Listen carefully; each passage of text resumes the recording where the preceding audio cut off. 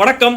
காதலன் படத்துல நடிகர் வடிவேலு சொன்ன டைலாக் தான் ஜில் ஜங் ஜக். அந்த டைலாக் வந்து ஒரு படத்துக்கே டைட்டில் வைப்பாங்கன்னு அவருக்கே கூட தெரிஞ்சிருக்காது. ஸோ அந்த டைட்டிலோட இன்னைக்கு ஒரு படம் ரிலீஸ் ஆயிருக்கு. நடிகர் சித்தார்த் ப்ரொடியூஸ் பண்ணியிருக்காரு. இவ்வளோ வருஷமா படத்தெல்லாம் நடிச்சு கிடைக்காத ஒரு பாப்புலாரிட்டி இந்த ஃபிளட் டைம்ல ரொம்ப சின்சியரா களத்தில் இறங்கி அவர் வேலை செஞ்சதுனால ஒரு பெரிய ஃபாலோயிங்கும் பாப்புலாரிட்டியும் அவருக்கு கிடைச்சிருக்கு.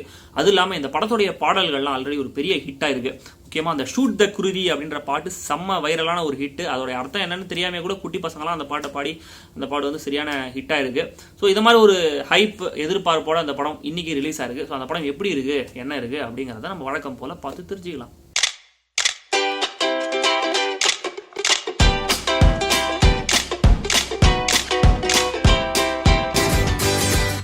ஜில் ஜங் ஜக் படத்துடைய கதை என்னன்னு கேட்டிங்கன்னா, 3 பேர் இருக்காங்க. ஜில் ஜங் ஜக் 3 பேரும் 3 விஷயத்தில் ஸ்பெஷலிஸ்ட். ஒரு பெரிய டான் இருக்காரு, அவர் வந்து ஒரு கொக்கைன் கடத்தலில் இன்வால்வ் ஆயிருக்காரு. இவங்க 3 பேரையும் ஹையர் பண்ணி இந்த கொக்கைனை கரெக்டாக பார்ட்டிகிட்ட கொண்டு போய் இந்த டைமுக்குள்ளே டெலிவர் பண்ணுங்கன்னு அவங்க 3 பேரும் ஹையர் பண்ணி அந்த வேலையை கொடுக்குறாரு. ஸோ அவங்க அந்த வேலையை செய்யும்போது அவங்களுக்கு நிறைய சிக்கல்கள்லாம் வருது. அந்த டானுக்கு சில எதிரிகள்லாம் இருக்காங்க. அவரை டபுள் கிராஸ் பண்ணுறதுக்கு சில பேர் ட்ரை பண்ணுறாங்க. இவங்களுக்குள்ளேயே நிறைய குழப்பங்கள்லாம் இருக்குது. ஸோ எல்லாத்தையும் தாண்டி அவங்க எப்படி அந்த கொக்கைனை கரெக்டாக டெலிவர் பண்ணாங்களா, அந்த வேலையை சரியாக செஞ்சு முடிச்சாங்களா அப்படிங்கிறத ஃபர்ஸ்ட் ஹாஃபில் விறுவிறுப்பாகவும் செகண்ட் ஹாஃபில் கொஞ்சம் இழுத்தும் சொல்லியிருக்கிற படம் தான் ஜில் ஜங் ஜக்.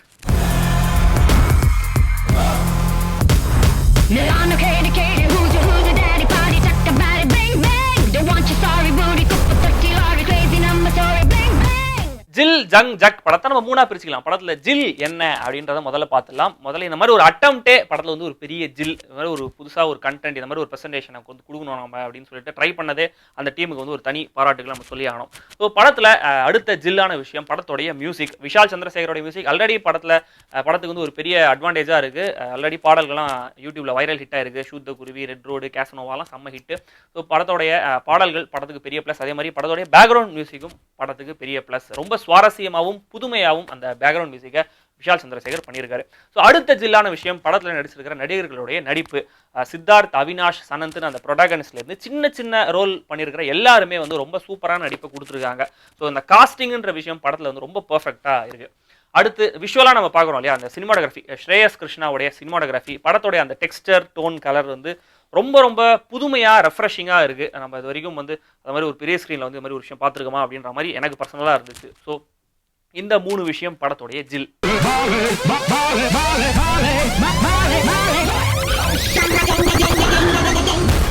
அடுத்து படத்துல ஜங்கா இருக்கிற விஷயம், ஜங்க் இல்ல ஜங்கா இருக்கிற விஷயம் படத்துடைய காமெடியும் டயலாக்ஸும். ஒரு பாயிண்ட் வரைக்கும் காமெடியும் டயலாக்ஸும் கொஞ்சம் சுவாரஸ்யமா இருந்தாலும் போக போக கொஞ்சம் படத்தை இழுத்துக்கிட்டே போறதுனால நம்மளால வந்து ஒரே ஜோக்குக்கு திரும்ப திரும்ப சிரிக்க முடியல. செகண்ட் ஹாஃப்லயும் ஒரு இடத்துல ஒரு காமெடி சுச்சுவேஷன் ட்ரை பண்ணியிருக்காங்க. அட்டாக்ன்ற ஒரு டானை வந்து இவங்க 3 பேரும் போய் பார்க்க போறாங்க. அங்கே ஒரு காமெடி ட்ரை பண்ணியிருக்காங்க.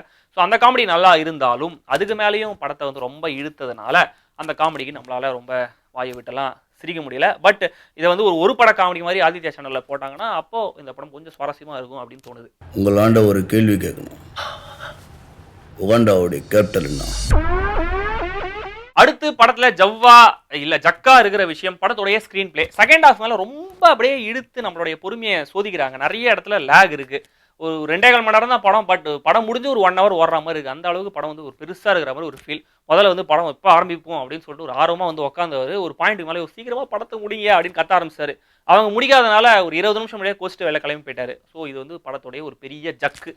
அடுத்தது படத்துடைய அந்த ஒரே ஒரு பாடல், ஒரே ஒரு பாட்டு தான் படத்தில் வருது. பட் அதை பிளேஸ் பண்ண விதமும் ரொம்ப சரியா இல்லை. அட்லீஸ்ட் அந்த பாடலுடைய டியூரேஷனையாவது கொஞ்சம் குறைச்சிருக்கலாம் அப்படின்னு தோணுச்சு. அடுத்து படத்தில் வந்து நிறைய கேரக்டர்ஸ் இருக்காங்க. அந்த கேரக்டர்ஸை இன்ட்ரடியூஸ் பண்ண விதம், அந்த கேரக்டர்ஸ்லாம் என்ன பண்ணுன்ற சொந்த விதத்துலலாம் எந்த குழப்பமும் இல்லை. ரொம்ப கிளியராக தான் அதை பண்ணியிருக்காங்க. பட் அந்த கேரக்டர்ஸை இன்ட்ரடியூஸ் பண்ண விதத்தில் இருந்த சுவாரஸ்யம் வந்து அந்த கேரக்டர்ஸை யூஸ் பண்ண விதத்தில் இல்லை அப்படிங்கிறது கொஞ்சம் வருத்தமான விஷயம். வாழ்க்கையில் ஒரு பெரிய வேலையை முழுசா முடிக்கணும்னா 9 சின்ன வேலைகளை பண்றதுக்கு யோசிக்கூடாது. மொத்தத்தில் ஒரு வித்தியாசமான அட்டம், புதுமையான படம், யூனிக்கான பிரசன்டேஷன், இந்த மாதிரியான விஷயங்களுக்கு ஜில் ஜங் ஜக் படத்தை நம்ம கண்டிப்பாக பாராட்டலாம். பட் மற்றபடி நம்மளுக்கு வந்து கொடுத்த காசுக்கு எனக்கு வந்து நல்லா பொழுது போதா, நான் தேட்டரில் உட்கார 2.25 மணி நேரம் எனக்கு வந்து ஓகேவா இருக்குமா அப்படின்னா நீங்கள் கேட்டிங்கன்னா பிப்ளக் அப்படின்னு தான் சொல்லணும். ஒரே நேரத்தில் உலகத்தோட மோசமான 3 மனுஷங்கள்ட்ட மாட்டுக்கிறோம். இவனுக்கு பத்தாதுன்னு சைனாக்காரனுங்க வேற. ஜில் ஜக் ஜக் படத்தை பார்க்கும்போது எனக்கு இந்த ஓரம் போ வாக் வாட்டர் கட்டிங் படம்லாம் ஞாபகம் வந்தது. மூணும் வேற வேற கதை தான். பட் அந்த புதுமையான பிரசன்டேஷன், வித்தியாசமான கேரக்டர்ஸ், அவங்க நடித்த விதம் அவெல்லாம் ஒரே மாதிரி இருந்தது. இது மூணுமே ஒரு டிஃபரெண்டான அட்டெம்ப்ட் தான். பட் டிஃபரெண்டான அட்டெம்ப்ட் அப்படின்னா மட்டுமே வந்து அந்த படம் ஓடிடாது இல்லையா? வர ஆடியன்ஸ் வந்து ஒரு 2 மணி நேரம் 2.25 மணி நேரம் படம் வந்து கொஞ்சம் என்டர்டெய்னிங்காக இருக்கணும், என்கேஜிங்காக இருக்கணும் அப்படின்ற ஒரு எதிர்பார்ப்போட தான் வருவாங்க. ஸோ அது வந்து இந்த படத்தில் கொஞ்சம் இல்லை அப்படின்றது கொஞ்சம் ஏமாத்தமான ஒரு விஷயம். அடுத்து வந்து ஸ்க்ரீன் பிளே அப்படின்னு பார்க்கும்போது இந்த படத்தில் வந்து சார் ஒரு நிமிஷம் சார், அப்புறம் வந்து இந்த படத்தில் ஸ்க்ரீன் பிளே அப்படின்னு பார்க்கும்போது சித்தார்த் சொந்தக்கார மாதிரி பேசிட்டே இருக்காதமா, போதுமா சார்? என்ன சார் ஒரு பெரிய விஷயம் சொல்ல வரேன். உங்களுக்கு இந்த டாரண்டினோ தெரியுமா சார்? டாரண்ட்லாம் படம் டவுன்லோட் பண்ணி பார்ப்பார் சார். பசுபதி பொருளாதாரே சார், என்ன சார் என்ன சார் கிராபிக்ஸ் துபாயா வழியிலேயே ஷூட்ட கிளிடா கண்ணெடுத்து கிளிய சுடுடா.